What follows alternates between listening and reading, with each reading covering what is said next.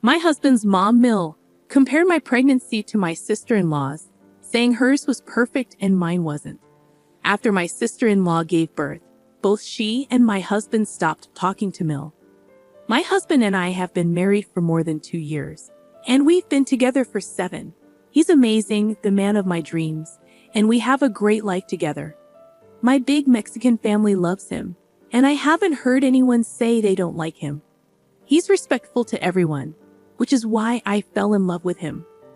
We rarely argue, except when it comes to his mom, Mill. Mill is difficult to deal with. My husband's family is smaller than mine. Besides his parents, he has a sister who got married last year. His parents are conservative Christians from a small town, and his mom is overly protective and controlling. She insists on spending holidays together as a family and causes a scene if we don't agree. When I first met his family, his dad and I got along fine. His sister treats me like her own sister, but his mom is a different story. She says sexist things to me, like when I told them I'm a marine biologist specializing in conservation efforts for marine life. His dad thought it was awesome, but Mill didn't say anything and just frowned.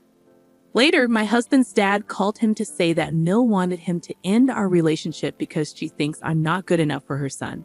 She believes I don't act like a woman should because I have a job. I really enjoy being a scientist, and my husband has never told me to be a housewife or choose a stereotypically feminine job. If he had, we probably wouldn't be together. But apparently, that's what his mother, Mill, thought he needed. She complained that with my well-paying job, I might not become a housewife after marriage, and he should have found a better woman. My husband firmly told his dad, Phil, to let his mother know that who he chooses to marry is none of her business. I was relieved he stood up for me. This was a positive sign for me, and it's why I didn't end our relationship right then and thereafter hearing what his mother thought about me. Unfortunately, as we got more serious, Mill became worse towards me. Despite my husband trying to protect me, she made snide comments when we were alone, insisting that a good wife should be a homemaker. She also repeatedly told me I didn't look like the kind of woman my husband should have brought home because I'm not feminine enough to carry children.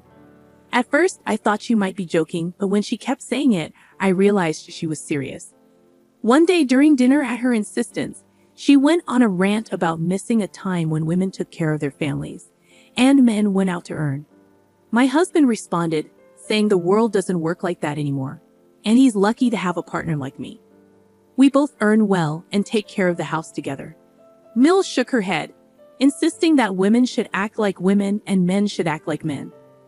I knew she was intentionally talking about me, but I tried to stay calm. Phil told her to calm down and that it wasn't the right time for that kind of discussion. However, she got upset, seeing he wasn't supporting her. She continued saying she was just speaking the truth and wanted the best for her son. Then she looked pointedly at me. I had enough, so I quietly got up from the table and asked my husband to drive me home, which he readily agreed to. He looked at his mother with disappointment and we left. Later, when Phil called to mend things, I firmly told him it wasn't up to Mill to decide who her son marries, and she should stop taunting me about having a job. Phil agreed and tried to apologize on her behalf, but I wasn't having it. My husband supported me and told his dad that if she didn't apologize, he wouldn't go back to see her. Perhaps this threat scared her into apologizing to me, and she promised never to bring it up again. So I managed to let that situation roll off my shoulders. Unfortunately, some issues don't go away easily. Just a few months later, when my husband and I first started living together before getting married, and I had to go on a research expedition for a few weeks, she found out. She called me to ask who would take care of the house and her son. I was confused, put her on speaker so my husband driving next to me could hear, and asked her what she meant by that. She started to say how now that I was living with her son, I needed to stop being so immature. She kept saying I shouldn't go on these expeditions and should commit more to being a good partner to her son. My husband angrily told her he didn't need anyone to take care of him, and we were equal partners sharing responsibilities. She got upset, saying we couldn't get married because I didn't know how to be a proper wife. My husband asked her to mind her own business and cut her call. When he proposed, my Mill wasn't happy. She was even more upset when she learned we wanted a small wedding due to the expense and our plans to move into our own place. I decided to invite only close family members, with plans for a celebration with others later. But Mill argued with my husband, wanting to invite all her friends. When he asked if she would pay for their plates, she got offended, saying we both earned well and should be ashamed to ask. We stuck to our decision for a small wedding, making it clear she'd be responsible for any uninvited guests she invited. During the wedding, she loudly complained about everything and made it clear she hated my wedding gown. I ignored her because I didn't want to be hurt by her mean comments. My sister tried her best to keep Mill away from me for the rest of the evening. Last year in mid-April, we found out I was pregnant, which was great news since we had been trying for some time. We waited until I was around 9 weeks pregnant to tell our close family and friends. My Mill was upset she wasn't the first to know. She called me, saying she had every right to know first, and she was disappointed in me. I told her we wanted to wait before sharing such important news, and if she wanted to complain, she could. She could feel free to call my husband, as I was in no mood to listen to her lectures about what a good woman should do. Just a month after I announced my pregnancy, Sil told us she was pregnant too. We were shocked yet pleased, knowing there would be a new addition to our family. Sil wasn't married but had a serious longtime boyfriend whom we had all met. I knew Mill would make a big deal about Sil's pregnancy before marriage, which she did. My husband supported his sister and eventually, Mill accepted it. Phil was emotional and happy to have 2 grandchildren. Sil and I started spending more time together since we were simultaneously pregnant. We leaned on each other for advice and companionship during this magical yet challenging period. While shopping for our babies and deciding on nurseries, Mill started constantly comparing our pregnancies. She turned it into a competition, saying Sil was better equipped to be a mother since she had always been a homemaker, unlike me with a job. Sil and I were bothered by her remarks. During my gender reveal party, I asked Sil to find out the baby's gender from our doctor to prepare the envelope. She did the same for her party. Mill became furious, having a meltdown, accusing me of taking away her grandchild by not allowing her to organize the gender reveal. She insisted my husband should put his foot down so she could be more involved. My husband didn't like how she was speaking to me, so he told her to leave or be permanently cut off from our grandchild's life. She made a scene, crying and insisting she wanted the best for her grandchild, but eventually left. Later, Phil and Sil called concerned about her behavior. We had to explain everything. Sil was shocked and urged me to rest, given the stressful situation. I was distressed after my Mill's screaming episode during Christmas. My husband told her we wouldn't be coming because I couldn't travel long distances due to my condition. She got upset, accusing him of straying away from the family, and hung up when he refused to change his decision. We hoped she understood, but a week later, she texted asking us to be at her place at 4:00 p.m. My husband reminded her about our earlier conversation, but she called screaming again, claiming he had no right to avoid family and accusing me of deterring him. My husband stood his ground, and she started yelling about him needing to control me. I began realizing how controlling and toxic Mill was becoming. I shared my concerns with my husband and Sil, and they agreed she was crossing the line. However, dealing with their mother was exhausting. When it was time to give birth, we didn't have time to inform anyone as I went into preterm labor at 33 weeks. Our baby boy was born at 34 weeks via an emergency C-section. After confirming our well-being, my husband announced our son's birth in the family group chat and informed my family. Everyone congratulated me, but Mill had another meltdown for not being told about the labor and birth. She texted us, insisting she should have been in the delivery room, watching her grandchild come into the world. I didn't reply, focused on my baby.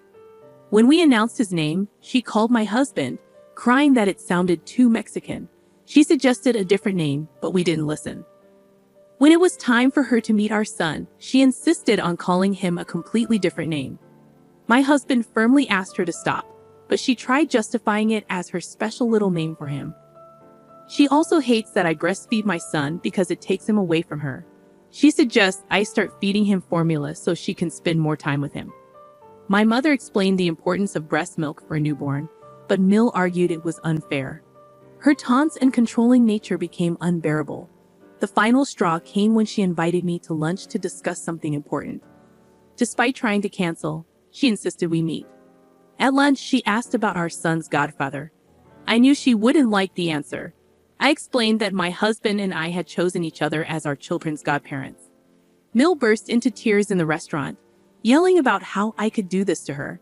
She insisted she should be my son's godmother as his grandparent. I reminded her of her belief that Sil was better equipped, so she should be happy that my son would be taken care of well. She argued only she could be trusted and demanded to be his godparent. Fed up, I firmly told her we were done discussing it, and she could talk to my husband later. I told Sil about the lunch, and she didn't like that Mill wanted to be our son's godparent. My husband, too, couldn't understand Mill's behavior and ignored her calls. Last week, Sil gave birth to her daughter, and she asked me to be in the delivery room for support. I happily obliged, with my husband and mother caring for our son at home. After Sil gave birth, I made sure her boyfriend took over the duties. He revealed that apparently Sil, tired of Mill's toxic behavior, took a stand and decided to implement a no-contact rule between Mill and her daughter. Sil asked the hospital to refuse Mill entry, allowing only Phil inside to meet the baby. This decision was shocking and unexpected, as I had never imagined Sil would stand up to Mill in this way. It made me realize why Mill had been calling me all day, possibly trying to blame me or convince me to persuade Sil to see her granddaughter. When I talked to Sil later, I found out that this decision came after witnessing the extent of Mill's actions towards me over the years. Going no contact was a necessary boundary to protect her daughter from Mill's toxic influence. It was a moment of reckoning for Mill, as the consequences of her actions finally came crashing down. The fallout has been severe, and Mill is completely cut off from her daughter's life, unable to witness precious moments with her grandchild. Since then, I have started to think if it would be the right decision for us to cut off Mill permanently as well. Would it be too cruel? Update 1. Hello everyone. First off, I want to thank you all for your kind words and advice. It means a lot to me. My husband and I have not had any contact with Mill since we found out that Sil has cut her off. She continues to call us, but we ignore them.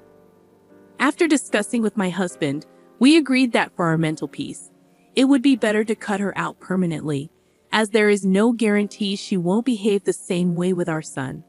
Everyone asking why we waited so long.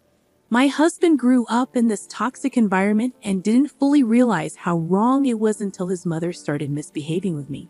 He has always supported and protected me, but his mother is just too much to handle.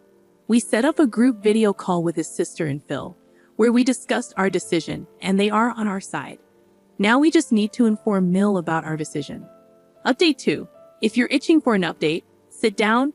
It's a bit long. My husband decided to call his mother and tell her about our decision yesterday evening. When she first picked up the call, she started screaming at him about how long it had been since he talked with her, and that she wanted to meet our son immediately. My husband remained quiet, and until she was done with her demands, and then gently let her know how she was right, and that he needed to step up and be more of a man. Mill immediately agreed, saying this is what she had wanted from him all along. But my husband interrupted her, stating as a man of our family, he had decided to cut her off from us permanently to protect us from her toxic ideology and drama. Mill was dumbfounded at first, perhaps trying to process what he had just spoken. When she understood the severity of our decision, she started saying she was coming over to meet us, and that nothing could stop her from meeting her grandson. My husband immediately warned her that we wouldn't let her in, and we would call the police on her for trespassing on our property. She then started screaming, claiming it was probably my decision and that I was tearing the family apart. My husband told her to think whatever she wanted, but he was done with her. She continued to scream, saying this is why he should have never married a woman like me, and that she knew I was bad news all along. Naturally, my husband got angry. He reminded her that we were not the only ones cutting off contact, and Sil has done the same thing. So the issue is clearly her, and she needs to start accepting that. Mill, as usual, kept arguing back, claiming I had polluted the minds of everyone and successfully taken her children away from her. Exasperated, my husband told her if she wanted to blame someone, she should blame herself for being bitter and racist. He said everyone was just done with her, and she needed to come to terms with her own actions. This shut my mill up, and he blocked her after their conversation. I have done the same. I've also informed my family about the situation and not to pick up Mill's calls for now. I feel bad for my husband and Sil for not having a supportive mother, but I'm also glad that I won't ever have to go through such shitty situations ever again. Update 3. It's been 2 months since my last update, and I'm happy to share that our son is doing well. S and I continue to remain close, meeting regularly for playdates with our babies. It's adorable to see how they are bonding, and I hope they continue to be each other's best friends as they grow up. Another happy update is that Sil is finally getting married to her baby daddy, as we all knew she would. Now, onto the main update.